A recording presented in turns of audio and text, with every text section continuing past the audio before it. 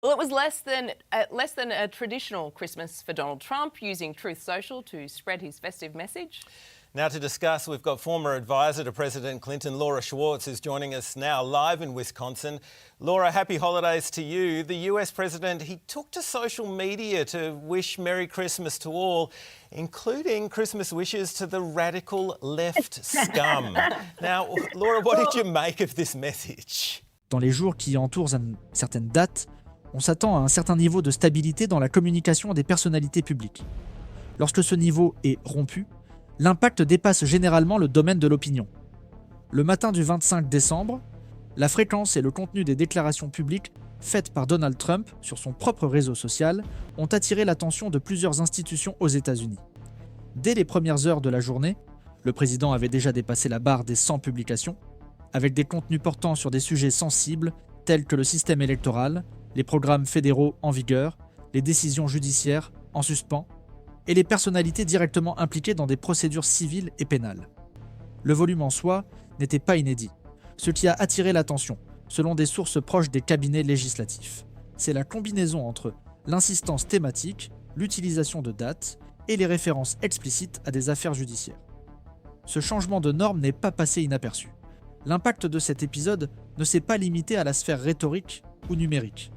Dans certaines instances techniques d'évaluation institutionnelle, tels que les départements liés à la sécurité du Capitole et les groupes d'analyse des risques de réputation dans les agences fédérales, cette initiative a été interprétée comme une tentative possible d'anticiper ou de détourner l'attention des enquêtes en cours. Une partie des publications visait directement des personnalités qui ont déjà été formellement innocentées, ou qui ont gagné des procès en diffamation, une initiative qui, même sans effet juridique immédiat, ravive la controverse autour de procédures déjà closes. Parallèlement, le discours s'est renforcé autour de thèmes déjà réfutés par la justice, comme l'allégation de fraude électorale dans des États où le Parti républicain lui-même a déjà reconnu les résultats. La répétition de ces thèmes, lors d'une journée marquée par une faible activité institutionnelle formelle, a renforcé l'impression qu'il s'agissait là de plus qu'une accumulation spontanée d'opinions. Le choix de la date et l'enchaînement thématique suggèrent une intention. Au lieu de messages protocolaires ou de signes de neutralité institutionnelle, comme l'ont fait d'autres dirigeants nationaux, Trump a profité de ce jour férié pour réitérer sa méfiance à l'égard de l'intégrité des organismes publics, ironiser sur le système de santé fédéral et amplifier les voix extérieures au circuit traditionnel de la politique institutionnelle, y compris les théories largement réfutées par des commissions indépendantes. Des experts en droit et en communication politique interrogés sous couvert d'anonymat ont souligné que, bien que ces messages ne constituent pas nécessairement un crime, ils opèrent dans un domaine d'ambiguïté stratégique, suffisamment explicite pour faire du bruit, mais calibré pour éviter toute responsabilité directe.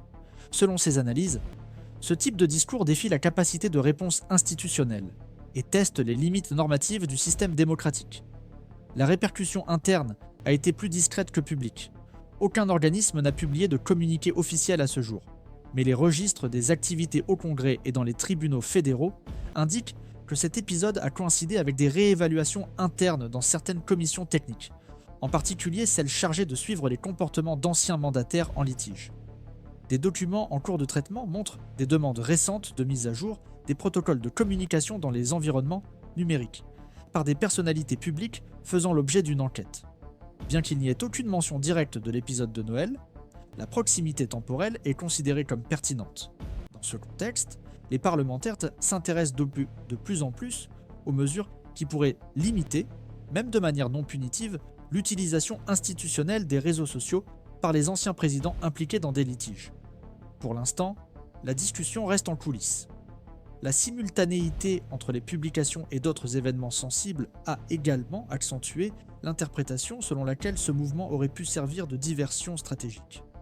Quelques heures auparavant, des organismes liés au ministère de la Justice ont confirmé l'existence de nouveaux documents liés à l'affaire Epstein, dont le volume dépasse le million de fichiers non encore examinés. Une information qui avait été anticipée par des médias indépendants et qui n'est revenue au centre de l'actualité qu'après confirmation officielle. Dans les coulisses du secteur juridique, certains voient le retour de ce sujet dans la sphère publique comme un catalyseur de comportements déviants, chez des personnalités directement liées au gouvernement précédent, dont le nom apparaît de manière récurrente dans des spéculations qui n'ont pas encore été formalisées. Cette coïncidence, ajoutée à l'offensive verbale de Trump le même jour, renforce l'hypothèse selon laquelle des mouvements de communication agressifs pourraient être utilisés comme boucliers face à des révélations documentaires imminentes. Enfin, il convient de noter que cet épisode n'a pas provoqué de rupture immédiate dans aucun des pouvoirs formels de l'État, mais a relancé avec intensité un débat déjà récurrent. Que faire lorsqu'une personnalité qui a déjà occupé la présidence et qui est encore pré-candidate agit de manière à déstabiliser les consensus fondamentaux sur les institutions démocratiques? Il n'y a pas encore de réponse définitive, mais les archives de la fête du 25 décembre 2024 continueront d'être consultées par les chercheurs, les parlementaires et les analystes politiques, pour des raisons qui vont au-delà du volume des publications. Ces données fournissent des indices sur la manière dont une partie du système politique américain entend réagir face à des pressions simultanées, internes, juridiques et internationales. Pour ceux qui suivent attentivement les signes d'instabilité institutionnelle, il est essentiel de rester concentré sur les développements moins visibles. C'est en suivant ces mouvements que l'on comprend la véritable profondeur des événements publics. C'est dans ce contexte que différents secteurs du système commencent à réorienter leur attention. La convergence entre des modèles atypiques de communication politique et l'accumulation de fronts sensibles en cours a généré des mouvements internes dans au moins 3 domaines clés: la sécurité institutionnelle, le suivi législatif et la coordination interinstitutionnelle sur les litiges fédéraux. Bien que ces mouvements se déroulent principalement en dehors de la sphère médiatique conventionnelle, les comptes rendus des sessions à huis clos et les communications croisées entre les cabinets juridiques et législatifs indiquent que les effets de l'épisode de Noël ne se sont pas dissipés à la fin de la journée. Au contraire, ils se sont intensifiés dans les jours qui ont suivi. À partir de ce moment, les signes de tension ne se limitent plus à la sphère du comportement politique et commencent à affecter les mécanismes opérationnels du système. La commission de surveillance de la Chambre, qui ces derniers mois avait donné la priorité aux enquêtes liées à l'action des agences de régulation, a commencé à s'intéresser de plus en plus à la manière dont certaines personnalités publiques interagissent avec les structures fédérales, même lorsqu'elles ne sont plus en fonction. Dans des documents internes, les membres du comité mentionnent la nécessité de comprendre les effets institutionnels des manifestations publiques qui répètent et amplifient des discours déjà réfutés par le pouvoir judiciaire.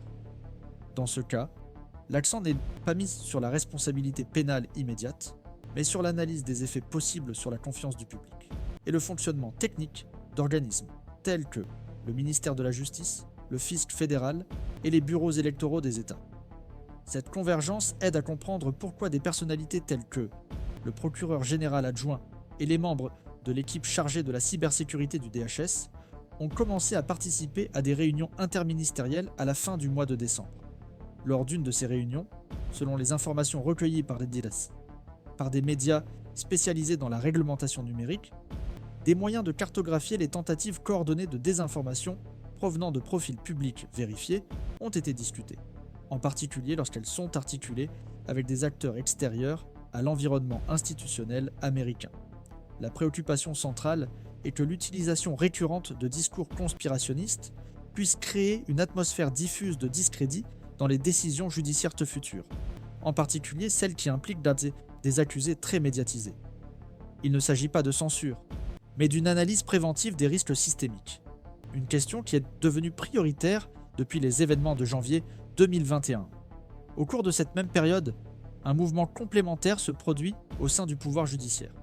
Les cours d'appel fédérales, qui examinent les litiges encore en cours impliquant le président, ont commencé à demander des avis techniques supplémentaires sur les répercussions collatérales des manifestations publiques traitant de questions juridiques en cours.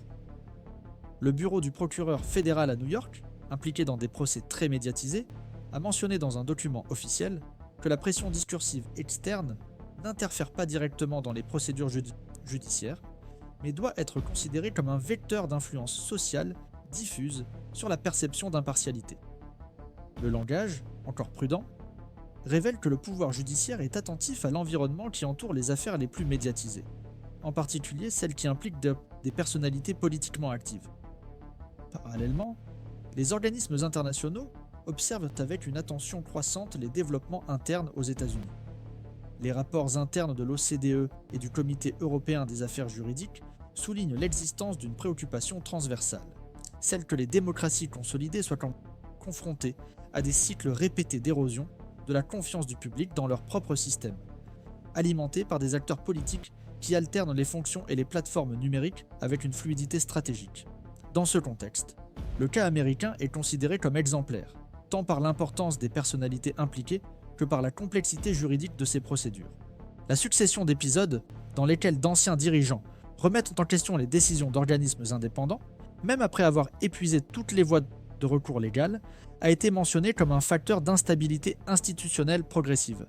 Il ne s'agit pas seulement de disputes électorales, mais de quelque chose de plus profond, le risque de désensibilisation de la société face aux attaques continues contre la légitimité des mécanismes même qui soutiennent l'état de droit. C'est sous cet angle qu'il faut également lire le silence institutionnel face aux publications de Trump pendant les vacances. L'absence de réaction publique ne signifie pas l'absence de lecture institutionnelle. Au contraire, à certains moments, le silence fonctionne comme un protocole tactique, utilisé pour éviter d'alimenter les cycles de provocation publique par des réponses officielles qui pourraient être exploitées politiquement. Mais cela n'empêche pas les actions d'avancer. Il existe des traces d'échanges entre les départements de l'exécutif et les dirigeants du Sénat, pour discuter des critères de responsabilité discursive futures dans les campagnes électorales, en particulier sur les plateformes à large portée.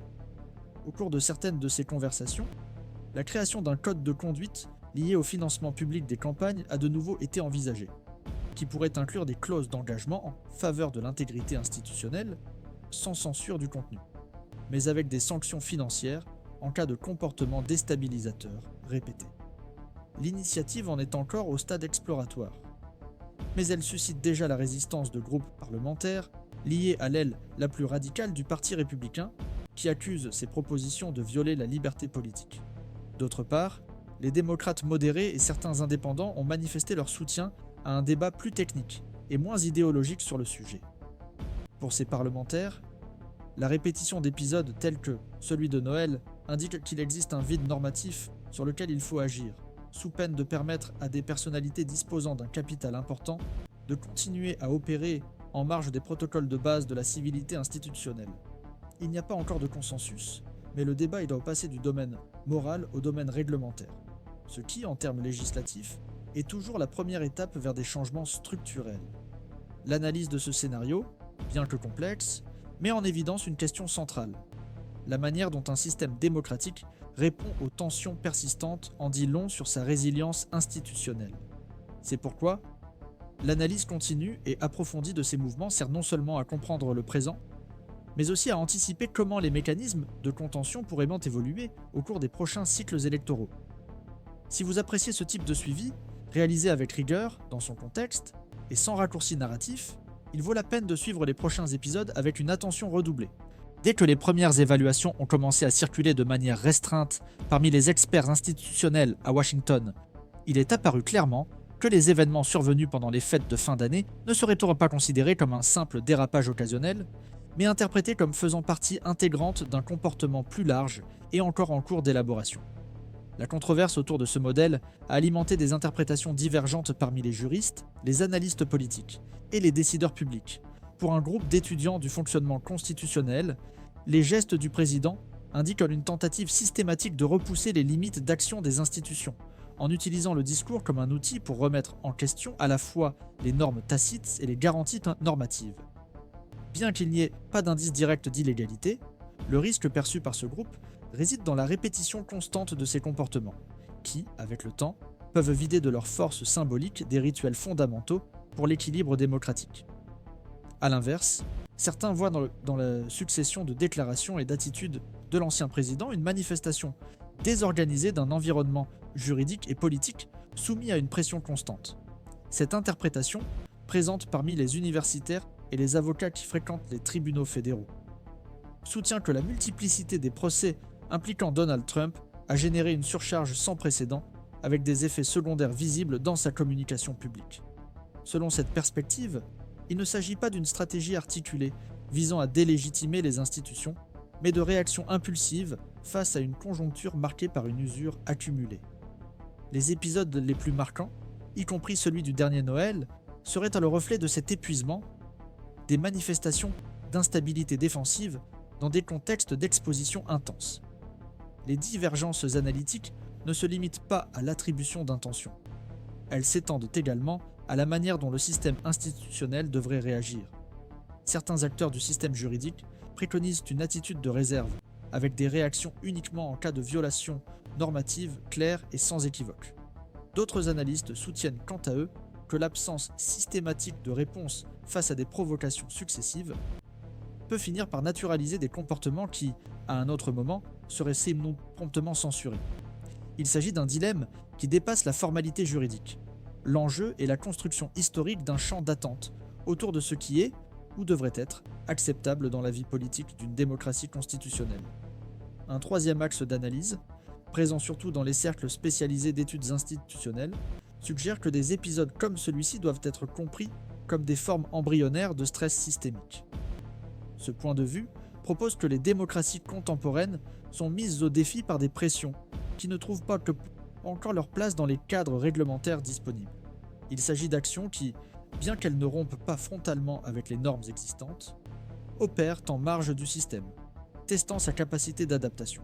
Selon ces chercheurs, le véritable défi ne réside pas dans la réponse ponctuelle à ces événements, mais dans la reconnaissance de la nécessité d'élargir les instruments de diagnostic et de réponse aux phénomènes qui agissent simultanément sur les plans juridiques, communicationnels et institutionnels. En coulisses, sur la scène internationale, cet épisode a suscité des réactions discrètes, mais significatives. Des documents techniques élaborés par des consortiums parlementaires, européens et des centres d'analyse géopolitique latino-américains ont enregistré ce cas comme un exemple d'instabilité interprétative au sein des institutions américaines. Ces rapports n'entrent pas dans le fond du contenu des publications, mais soulignent que la capacité du système à réagir de manière prévisible et cohérente à des épisodes très médiatisés est devenue un critère central d'évaluation externe. Dans un contexte mondial marqué par des instabilités politiques, les démocraties considérées comme stables sont observées non seulement pour leurs résultats, mais aussi pour la manière dont elles font face aux défis symboliques qui menacent leur intégrité. Au niveau interne, de plus en plus de professionnels du droit alertent sur les répercussions indirectes que des manifestations publiques à forte résonance peuvent avoir sur le fonctionnement des tribunaux. Il ne s'agit pas, dans ces cas, d'une ingérence directe dans les décisions judiciaires, mais de la création d'environnements hautement polarisés qui rendent difficile, par exemple, la sélection de jurés impartiaux ou la préservation de l'intégrité des témoins. Certains avocats ont déjà eu recours à des mesures exceptionnelles, telles que des demandes de confidentialité renforcées ou de changement de juridiction, en arguant que l'intensité du débat public compromet le bon déroulement des procédures techniques. Ces demandes sont encore traitées avec prudence, mais elles indiquent une adaptation silencieuse du système judiciaire à un nouveau type de pression discursive. Au Congrès, même si aucune mesure n'a été approuvée sur la base directe de cet épisode, certaines propositions qui en étaient à un stade précoce ont été réexaminées. Parmi celles-ci, des projets de loi traitant de la réglementation de la communication numérique des agents publics en exercice ou faisant l'objet d'enquêtes pertinentes. L'accent de ces propositions s'est déplacé du contenu des messages vers des aspects procéduraux, enregistrement, formel des interactions, transparence algorithmique et distinction entre les publications institutionnelles et personnelles dans des contextes sensibles. Si ce débat prend de l'ampleur dans les mois à venir, il pourrait marquer une nouvelle étape dans l'effort législatif visant à délimiter l'espace public numérique pour les personnalités au pouvoir. Dans ce scénario dynamique, où les développements ne sont pas encore consolidés, l'observation continue devient un outil crucial. Le système institutionnel américain, bien que robuste, n'est pas à l'abri des effets cumulatifs de gestes politiques qui se répètent en dehors des normes habituelles. Les réactions ne sont pas nécessairement immédiates, ni visibles à première vue. Dans de nombreux cas, le réalignement des frontières institutionnelles se fait de manière progressive, silencieuse et indirecte par le biais de précédents administratifs, de changements d'interprétation et de repositionnement discursif. Une vigilance critique, dépourvue d'alarmisme et attentive aux signes discrets de changement, devient ainsi un exercice nécessaire. Il ne s'agit pas d'anticiper les ruptures, mais de reconnaître, dans des mouvements apparemment isolés, les vecteurs de transformation qui redessinent lentement l'espace d'action des acteurs politiques. Chaque épisode enregistré même s'il n'a pas de conséquences immédiates, contribue à la configuration d'une nouvelle carte institutionnelle, dans laquelle la permissivité et la contention sont en permanence renégociées.